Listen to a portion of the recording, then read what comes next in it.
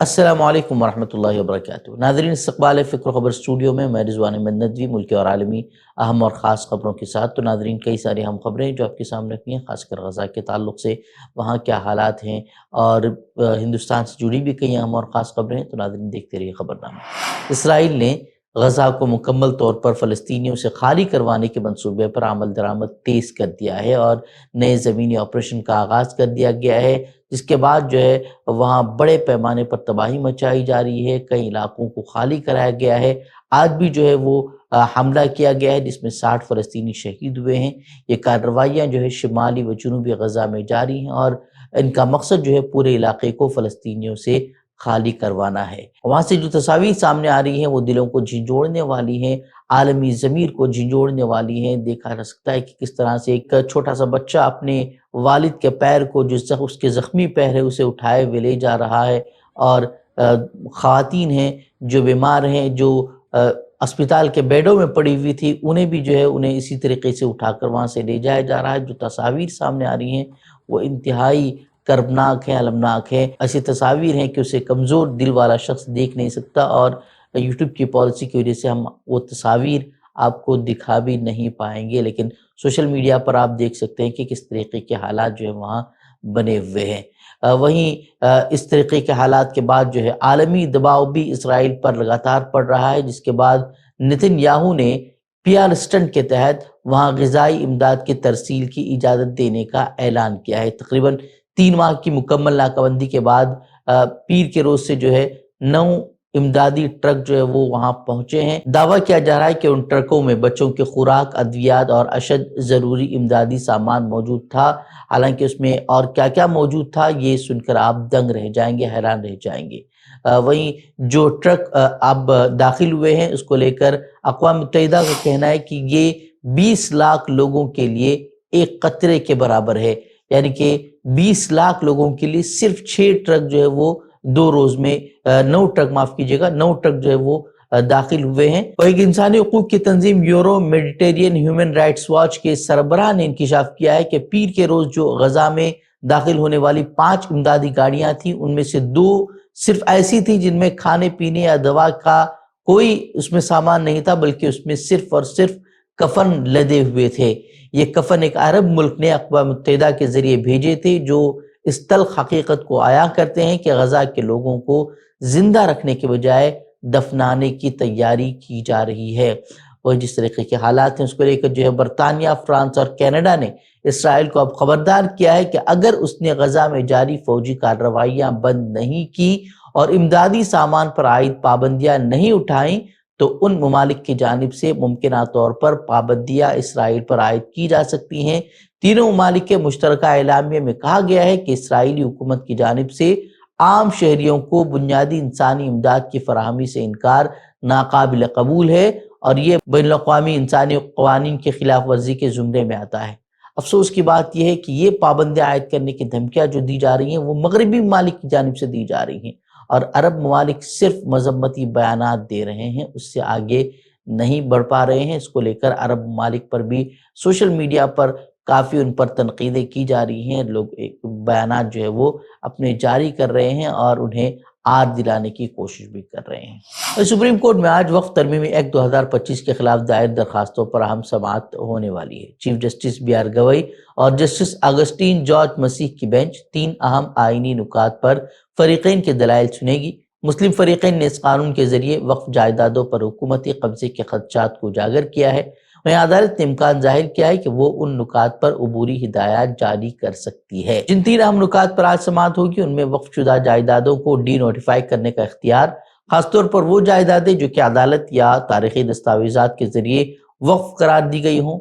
اس کے ساتھ ہی وقف بورڈ اور مرکزی وقف کونسل کی تشکیل میں غیر مسلم افراد کی شمولیت، جسے درخواست گزار غیر آئینی قرار دے رہے ہیں، اور اس کے ساتھ ہی کلکٹر کی طرف سے کسی جائیداد کو سرکاری قرار دینے پر اسے وقف نہ ماننے کی شخص۔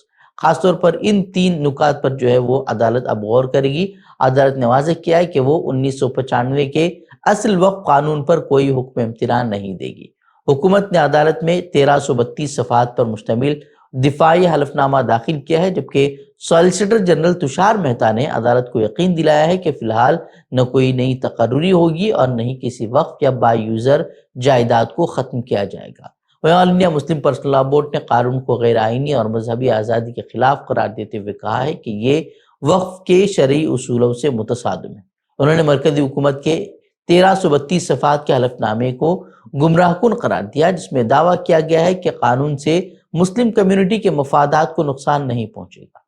مسلم پرسنل لاء بورڈ نے وقف قانون کے خلاف بیداری مہم کے تحت کئی پروگرامات اور عوامی اجلاس منعقد کر کے اپنا احتجاج بھی درج کرایا ہے، جبکہ ملک کی مختلف ریاستوں کے اہم شہروں میں ان پروگرامات کا سلسلہ جو ہے وہ جاری ہے۔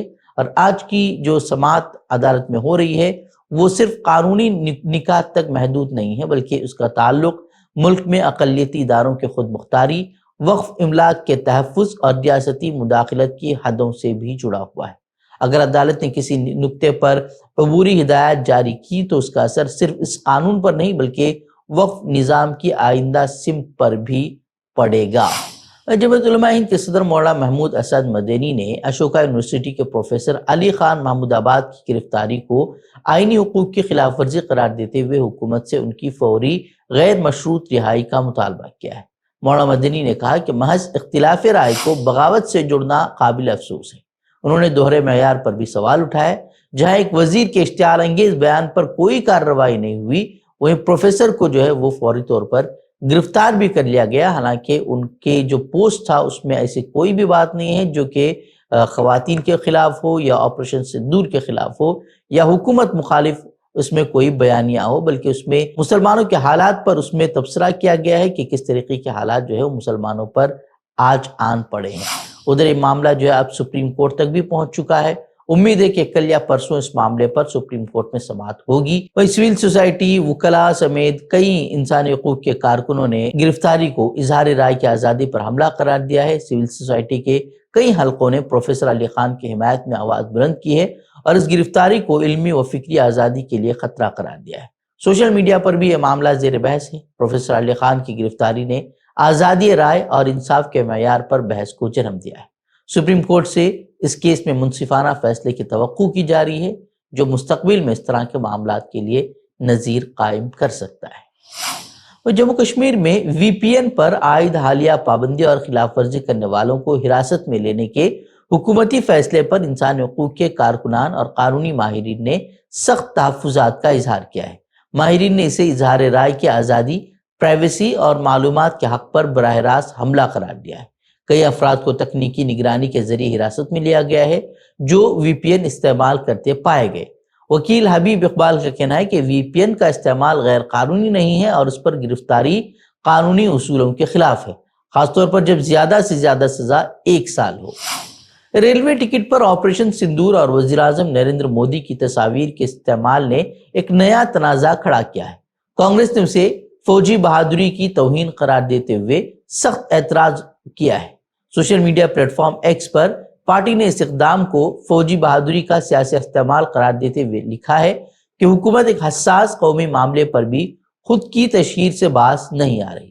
کانگریس نے نشاندہی کی کہ یہ پہلا موقع نہیں ہے، بلکہ اس سے قبل مودی کی تصویر، ویکسین سرٹیفکیٹ، کھاد کے بورے، راشن کے تھیلے اور اسکولی بچوں کے بستوں پر بھی دیکھی جا چکی ہیں، جسے پارٹی نے انتہائی شرمناک رجحان قرار دیا ہے۔ دنیا کے کئی ممالک میں کورونا وائرس کے نئے ویرینٹ نے ایک بار پھر تشویش بڑھا دی ہے۔ سنگاپور میں 1 سے 19 مئی کے درمیان 3000 نئے کیسز سامنے آئے ہیں، جو کہ پچھلے مہینے کے مقابلے میں 28% زیادہ ہیں۔ ہانگ کانگ میں رواں سال اب تک 81 کیسز رپورٹ ہوئے ہیں، جن میں 30 افراد کی موت واقع ہو چکی ہے۔ چین اور تھائی لینڈ میں بھی کووڈ الرٹ جاری کیا گیا ہے۔ ماہرین کے مطابق اس بار اومیکرون کے نئے سب ویرینٹ نے بے چینی بڑھا دی ہے۔ اگرچہ ابھی ان کے زیادہ خطرناک ہونے کے شواہد نہیں ملے ہیں، لیکن کمزور قوت مدافعت والے افراد متاثر ہو سکتے ہیں۔ بھارت میں اب تک 257 کیسز درج کیے گئے ہیں، جو کہ زیادہ تر معمولی نوعیت کے ہی ہیں۔ 19 مئی تک کے اعداد و شمار کے مطابق اسپتال میں داخلے کی ضرورت نہ ہونے کے برابر ہے۔